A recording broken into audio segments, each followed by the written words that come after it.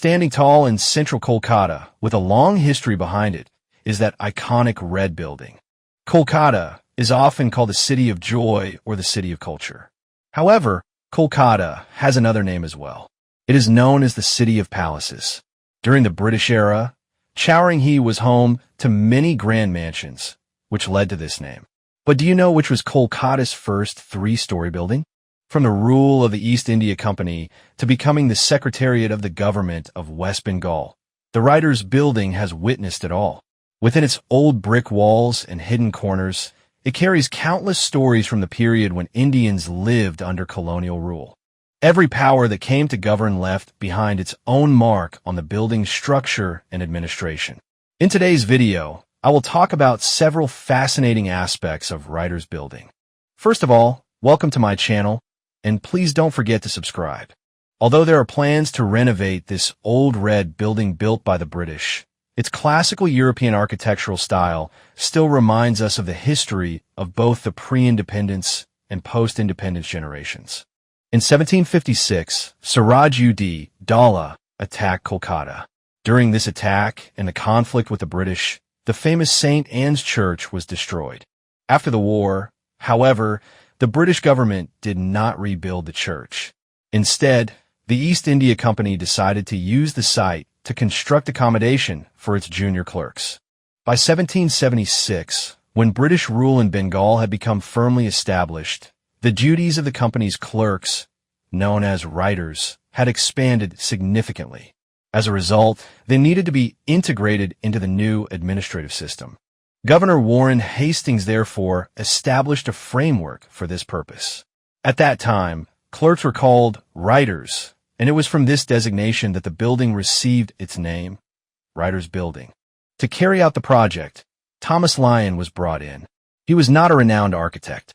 He had come to Kolkata to teach local carpenters how to create wooden products in the European style. As a result, he ended up constructing a large three-story building, despite having no formal architectural design prepared for it. During the first phase from 1776 to 1780, only the main block of the building was constructed. On 17 big has of land, 19 identical-looking apartments were constructed to accommodate the company's civil servants. However, until 1800, the building was used primarily as a residential complex for the company's clerks. When a section of the building was allocated to the activities of Fort William College, the writers were relocated elsewhere. Afterward, Writers' Building was transformed into the Secretariat of the British Colonial Administration. As the administrative needs of the colonial government grew, the building underwent rapid expansion.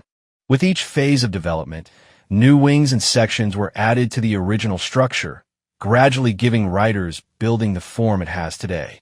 This historic red building has witnessed many ups and downs of India's freedom movement. On November 8, 1930, revolutionaries Binoy Basu, Badal Gupta, and Dinesh Gupta carried out a daring operation inside Writers' Building and assassinated the notorious British prison official, Colonel N.S. Simpson. Following this incident, a fierce gun battle took place in the corridors of the building between the revolutionary trio and the police force led by security officials and commissioners. This clash became famous in history as the Battle of the Corridors. After India gained independence in 1947, Writers' Building became the principal secretariat of the government of West Bengal. During this period, the building was given the Bengali name Mahakaran Secretariat. However, the English name Writers' Building remains widely used even today.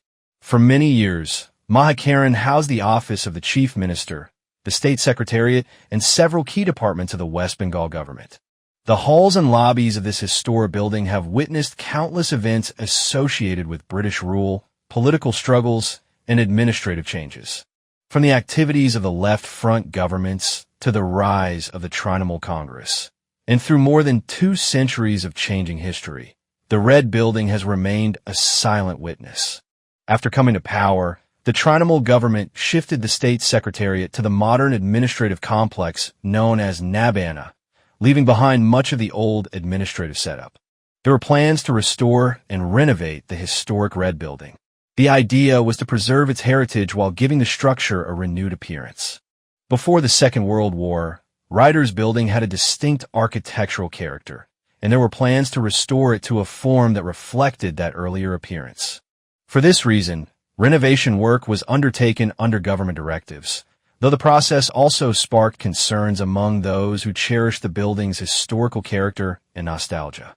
Despite undergoing many changes over the years, the building continues to be remembered as Kolkata's first three-story structure. It was built by Thomas Lyon. The road behind Ryder's Building was named after him and is known as Lyon's Range. So, this was a brief look at the history of Kolkata's first three-story building, Ryder's Building.